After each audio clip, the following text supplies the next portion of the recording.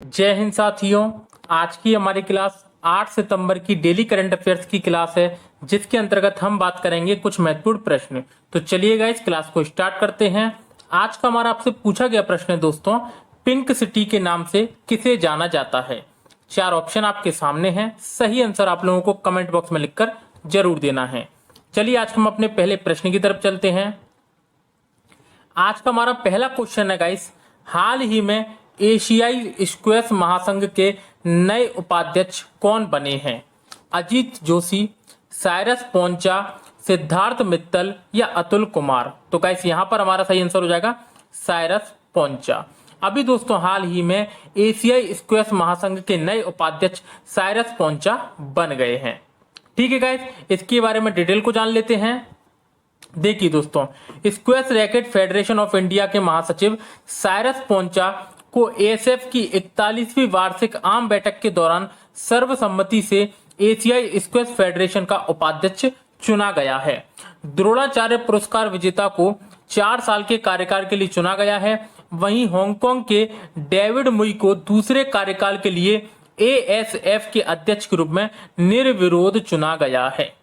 Cyrus पोंचा के अलावा Kuwait के श्री फैज अब्दुल्ला, एस अल मुटेरी और कोरिया के ताए सूक को भी एएसएफ के उपाध्यक्ष के रूप में चुना गया है।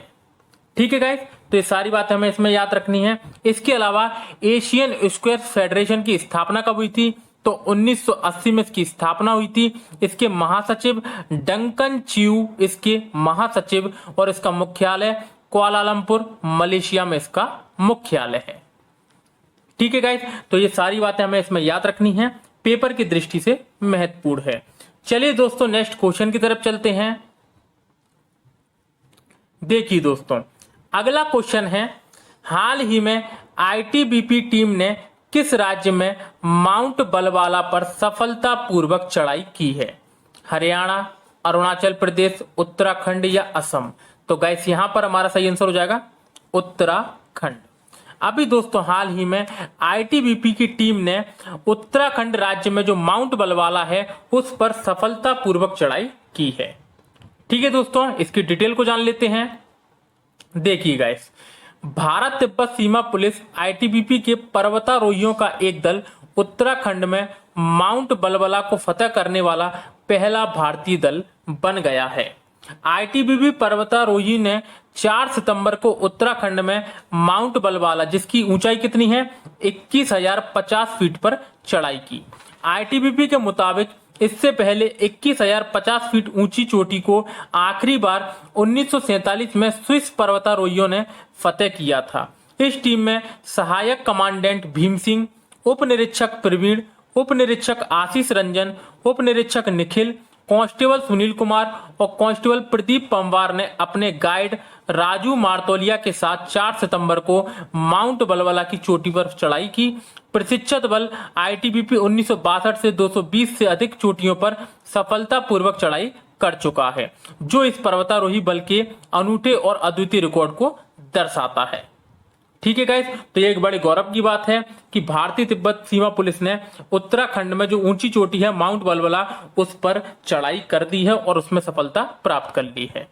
ठीक है गाइस, अब यदि हम आईटीबीपी के बारे में बात करें दोस्तों, तो इसकी स्थापना 24 अक्टूबर 1962 को की गई थी। कब? 24 अक्टूबर 1962 को इसकी स्थापना की गई थी। न्यू दिल्ली में इसका मुख्यालय है, न्यू दिल्ली में इसका मुख्यालय है और संजय अरोरा इसके महानिदेशक हैं। जो भी हाल ही में बनाए गए थे, संजय अरोरा इसके क्या है दोस्तों, महानिदेशक। ठीक है गाइस, अभी हम जानते हैं कि आईटीबीपी और बीएसएफ दोनों के ही महानिदेशक बदले गए थे। तो आईटीबीपी के अध्यक्ष संजय अरोरा को बनाया गया था तथा बीएसएफ के महानिदेशक पंकज कुमार जैन को बनाया गया था। ठीक है गाइस, तो इतनी बातें हमें इसमें याद रखनी है। चलिए दोस्तों नेक्स्ट क्वेश्चन की तरफ चलते हैं। देखिए गाइस, अगला क्वेश्चन है, हाल ही में एडीबी ने किस राज्य की आवास परियोजनाओं के लिए $150 मिलियन के ऋण को मंजूरी दी है। तमिलनाडु, केरल, महाराष्ट्र या असम। तो गाइस यहां पर हमारा सही आंसर हो जाएगा तमिलनाडु। अभी दोस्तों हाल ही में एडीबी ने तमिलनाडु की जो आवास परियोजना है उसके लिए $150 मिलियन के ऋण को मंजूरी दे दी है। ठीक है गाइस, देखिए पहले डिटेल को जान लेते हैं। देखिए दोस्तों, बहुपक्षीय वित्त पोषण एजेंसी एशियाई विकास बैंक एडीबी ने तमिलनाडु में शहरी गरीबी के लिए एक वहनीय आवासीय परियोजना के लिए $15 करोड़ यानी कि करीब 1095 करोड़ रुपए के ऋण को मंजूरी दी है। एडीबी ने एक विज्ञप्ति में कहा कि तमिलनाडु में शहरी गरीबों के लिए समावेशी, मजबूत और सतत आवास की उपलब्धता की खातिर 3 सितंबर 2021 को ऋण से जुड़ी मंजूरी दे दी गई है। ठीक है गाइस, तो ये सारी बातें हमें इसमें याद रखनी है। इसके अलावा दोस्तों यदि हम एडीबी के बारे में बात करें तो एडीबी का full form Asian development bank, जिसकी स्थापना 19 दिसंबर 1966 को की गई थी। कब? 19 दिसंबर 1966 को की गई थी। जिसमें दोस्तों कितने सदस्य देश हैं? तो 68 इसमें सदस्य देश हैं। मनीला में इसका मुख्यालय है। कहां पर? मनीला में इसका मुख्यालय है और इसके अध्यक्ष मासाशुगु असाकावा। कौन? मासाशुगु असाकावा।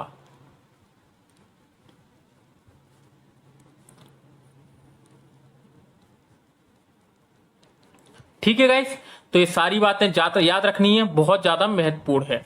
चलिए दोस्तों नेक्स्ट क्वेश्चन की तरफ चलते हैं। देखिए दोस्तों, अगला क्वेश्चन है, भारतीय सौर ऊर्जा निगम के नए प्रबंध निदेशक कौन बने हैं? राजनाथ सिंह, सुमन शर्मा, सर्बानंद सोनेवाल या रोहिणी सिंह? तो गाइस यहां पर हमारा सही आंसर हो जाएगा सुमन शर्मा। अभी दोस्तों हाल ही में भारतीय सौर ऊर्जा निगम के नए प्रबंध निदेशक सुमन शर्मा को बनाया गया है। ठीक है दोस्तों, इसकी पहले डिटेल को जान लेते हैं।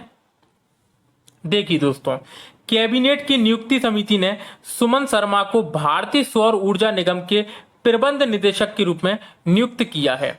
वह जितेंद्र नाथ स्वयं का स्थान लेंगी, जो वर्तमान में कंपनी के अध्यक्ष और एमडी के रूप में कार्यरत हैं। वे कंपनी के चेयरमैन बने रहेंगे। ठीक है गाइस, तो ये इसमें बातें थी जो हमें याद रखनी है। दोस्तों यदि हम भारतीय सौर ऊर्जा निगम के बारे में बात करें तो यह नवीन एवं नवीकरणीय ऊर्जा मंत्रालय के प्रशासनिक नियंत्रण के अधीन एक केंद्रीय सार्वजनिक क्षेत्र का उपक्रम है, जिसकी स्थापना 20 सितंबर 2011 को की गई थी। कब? 20 सितंबर 2011 को की गई थी। ठीक है गाइस, तो ये बात हमें इसमें याद रखनी है। चलिए दोस्तों नेक्स्ट क्वेश्चन की तरफ चलते हैं। देखिए दोस्तों, अगला क्वेश्चन है, हाल ही में भारत और किस देश के बीच संयुक्त सैन्य अभ्यास सूर्य किरण आयोजित किया जाएगा? श्रीलंका, बांग्लादेश, नेपाल या आयरलैंड? तो गाइस यहां पर हमारा सही आंसर हो जाएगा नेपाल। अभी दोस्तों हाल ही में भारत और नेपाल देश के बीच संयुक्त सेना अभ्यास सूर्य किरण आयोजित किया जाएगा। ठीक है गाइस, इतनी बातें हमें इसमें याद रखनी है। चलिए दोस्तों, अब अपन कुछ सैन्य अभ्यास के बारे में बातें कर लेते हैं। देखिए दोस्तों, अब अपन कुछ महत्वपूर्ण सैन्य अभ्यासों के बारे में बात कर लेते हैं। पहला है हमारा सिम्बेक्स युद्धाभ्यास। ये दोस्तों किस किस के बीच में होता है? तो ये भारत और सिंगापुर के बीच में होता है। किसके बीच में? भारत और सिंगापुर के बीच में। ठीक है गाइस, अगला है दोस्तों नोमडेक युद्धाभ्यास। तो ये किस किस के बीच में होता है? भारत और मंगोलिया के बीच में। किसके बीच में? भारत और मंगोलिया के बीच में। अगला है हैंड इन हैंड। तो ये भारत और चीन के बीच में होता है। भारत और चीन के बीच में। गरुड़ शक्ति युद्धाभ्यास भारत और इंडोनेशिया के मध्य होता है। भारत और इंडोनेशिया के मध्य होता है। इसके बाद एक्वेरिन युद्धाभ्यास, दोस्तों इसको याद रखना है, ये भारत और मालदीव के बीच में होता है। भारत और मालदीव के बीच में। शक्ति युद्धाभ्यास भारत और फ्रांस के बीच में होता है। और संप्रीति युद्धाभ्यास भारत और बांग्लादेश के बीच में होता है।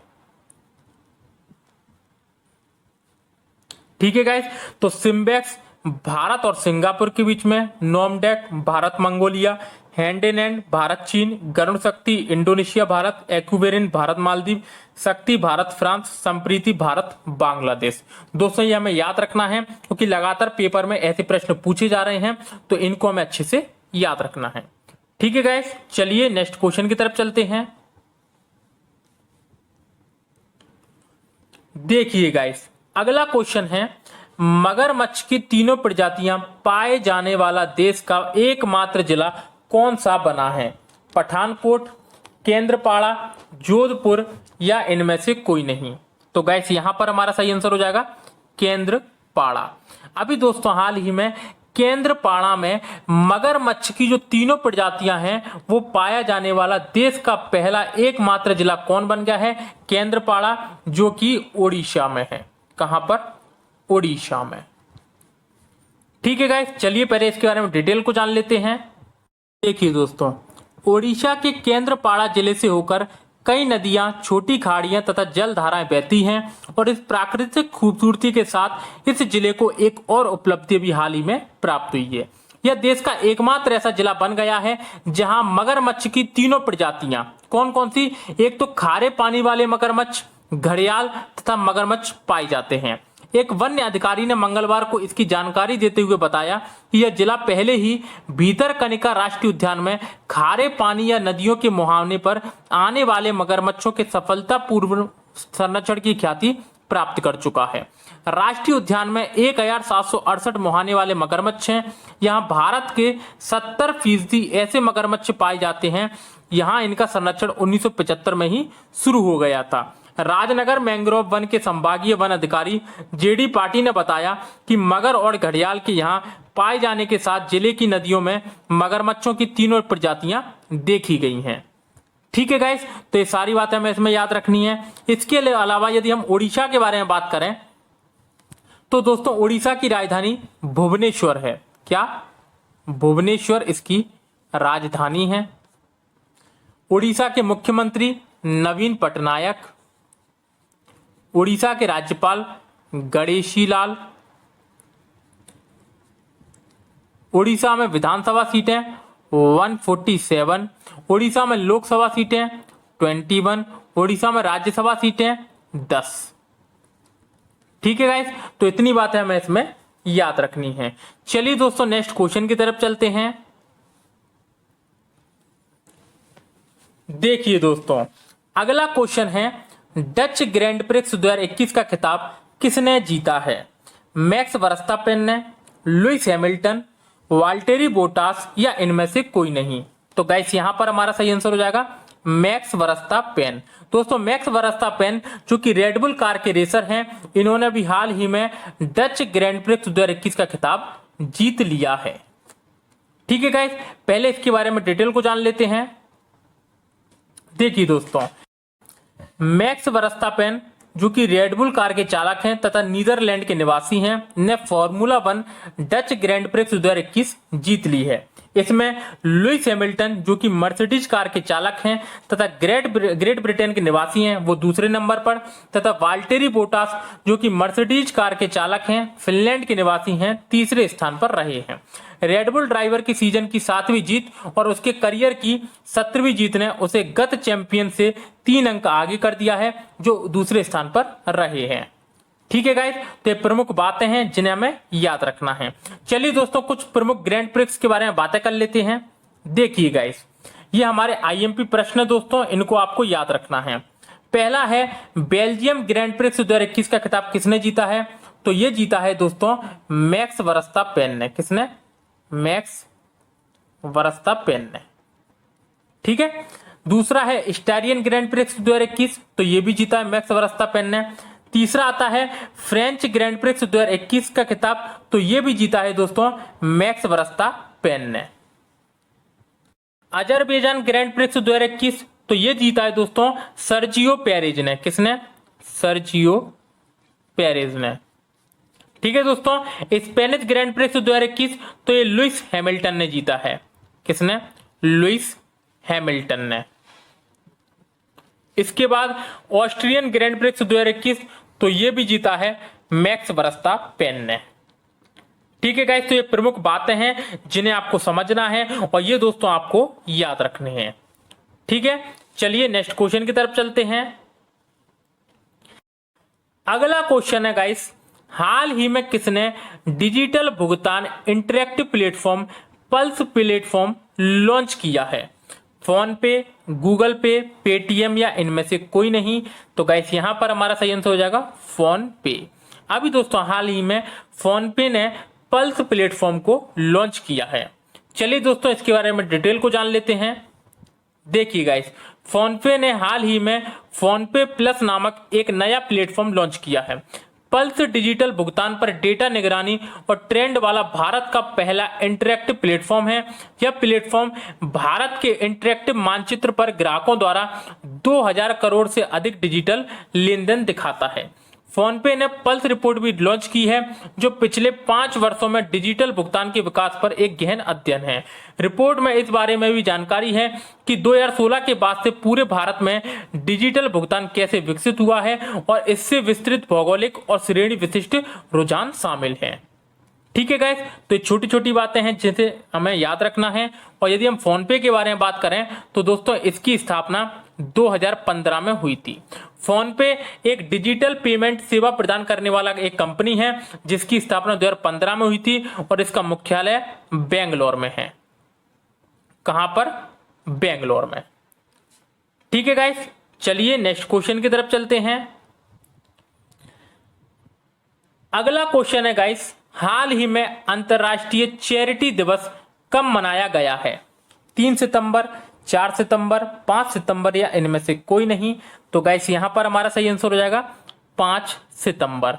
अभी दोस्तों हाल ही में 5 सितंबर को अंतर्राष्ट्रीय चैरिटी दिवस मनाया गया है। चलिए इसके बारे में डिटेल को जान लेते हैं। देखिए दोस्तों, संयुक्त राष्ट्र द्वारा हर साल 5 सितंबर को वैश्विक स्तर पर अंतर्राष्ट्रीय चैरिटी दिवस मनाया जाता है। इस दिन को स्वयंसेवी और लोक हितैषी कार्यक्रमों के माध्यम से दूसरों की मदद करने के लिए दुनिया भर के लोगों, गैर सरकारी संगठनों और हितधारकों को संवेदनशील बनाने और जुटाने के लिए मनाया जाता है। संयुक्त राष्ट्र ने 5 सितंबर को कलकत्ता में हुए मदर टेरेसा के निधन की वर्षगांठ को चिन्हित करने के लिए अंतर्राष्ट्रीय चैरिटी दिवस के रूप में घोषित किया था। मदर टेरेसा को 1979 में गरीबी और संकट से उभरने के संघर्ष में किए गए काम के लिए शांति का नोबेल पुरस्कार दिया गया था।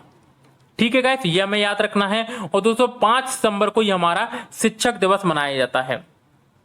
ठीक है गाइस, तो राष्ट्रीय शिक्षक दिवस कब मनाया जाता है? 5 सितंबर को। और अंतर्राष्ट्रीय चैरिटी दिवस कब मनाया जाता है? 5 सितंबर को। ठीक है, चलिए नेक्स्ट क्वेश्चन की तरफ चलते हैं। अगला क्वेश्चन है guys, a rude life the memorial नामक पुस्तक किसने लिखी है? विमल जलन, वीर सांघवी, ताहिरा कश्यप या इनमें से कोई नहीं। तो गाइस यहां पर हमारा सही आंसर हो जाएगा वीर सांघवी। अभी दोस्तों हाल ही में a rude life the memorial नामक पुस्तक किसने लिखी है? तो वीर सांघवी ने। ठीक है गाइस, तो ये बात हमें अच्छे से याद रखनी है, पेपर की दृष्टि से महत्वपूर्ण है। चलिए दोस्तों अब अपन कल के करंट के क्वेश्चनों का रिवीजन कर लेते हैं। पहला क्वेश्चन है guys, Asian junior boxing championship 2021 का आयोजन किस देश में हुआ है? तो संयुक्त अरब अमीरात में हुआ है। नेक्स्ट क्वेश्चन, हाल ही में किस राज्य सरकार ने आत्मनिर्भर कृषि योजना की शुरुआत की है? तो अरुणाचल प्रदेश ने दोस्तों 2 योजना शुरू की है, आत्मनिर्भर कृषि योजना तथा आत्मनिर्भर बागवानी योजना। नेक्स्ट क्वेश्चन, हाल ही में किस राज्य सरकार ने योद्धा बने अभियान शुरू किया है? तो केरल राज्य सरकार ने। नेक्स्ट क्वेश्चन, हाल ही में किसने आयुष आपके द्वार अभियान शुरू किया है? तो ये किया है सर्बानंद सोनोवाल, जो कि हमारे आयुष मंत्रालय के मंत्री हैं। नेक्स्ट क्वेश्चन, हाल ही में किस देश के सेना प्रमुख एसएम सफीउद्दीन अहमद भारत की आधिकारिक यात्रा पर आए हैं? तो बांग्लादेश के सेना प्रमुख। नेक्स्ट क्वेश्चन, हाल ही में असम के किस वन्य जीव अभ्यारण्य के क्षेत्र को पर्यावरण के प्रति संवेदनशील क्षेत्र घोषित किया है? तो दीपोरबिल वन्य जीव अभ्यारण्य को। ठीक है गाइस, नेक्स्ट क्वेश्चन, हाल ही में किस कंपनी ने association for talent development 2021 best award जीता है? तो ये पावर ग्रिड ने जीता है। नेक्स्ट क्वेश्चन, हाल ही में समाप्त हुए टोक्यो पैरालंपिक 2021 में भारत ने कितने पदक जीते हैं? तो ये टोटल 19 पदक भारत ने जीते हैं। नेक्स्ट क्वेश्चन, राष्ट्रीय शिक्षक दिवस 2021 कब मनाया गया है? तो ये 5 सितंबर को मनाया गया है और 5 सितंबर को ही अंतर्राष्ट्रीय चैरिटी दिवस भी मनाया गया है। Next question, know your rights and claim them नामक पुस्तक किसने लिखी है? तो ये लिखी है दोस्तों एंजेलिना जोली ने। ठीक है, तो इतनी बात हमें इसमें याद रखनी है। तथा कल का हमारा आपसे पूछा गया प्रश्न था, किसान दिवस कब मनाया जाता है? 22 दिसंबर, 23, 24 या इनमें से कोई नहीं। तो यहां पर दोस्तों हमारा सही आंसर हो जाएगा 23 दिसंबर को। 23 दिसंबर को प्रतिवर्ष किसान दिवस के रूप में मनाया जाता है। ठीक है गाइस, तो इतनी बात हमें इसमें याद रखनी है। तो दोस्तों यदि आज की क्लास आपको अच्छी लगी हो तो वीडियो को लाइक कर देना, चैनल को सब्सक्राइब कर देना तथा पीडीएफ के लिए दोस्तों टेलीग्राम चैनल की लिंक डिस्क्रिप्शन में दी हुई है, वहां से आप इसको डाउनलोड कर सकते हैं। फिर मिलते हैं दोस्तों कल नेक्स्ट क्लास में, तब तक के लिए धन्यवाद।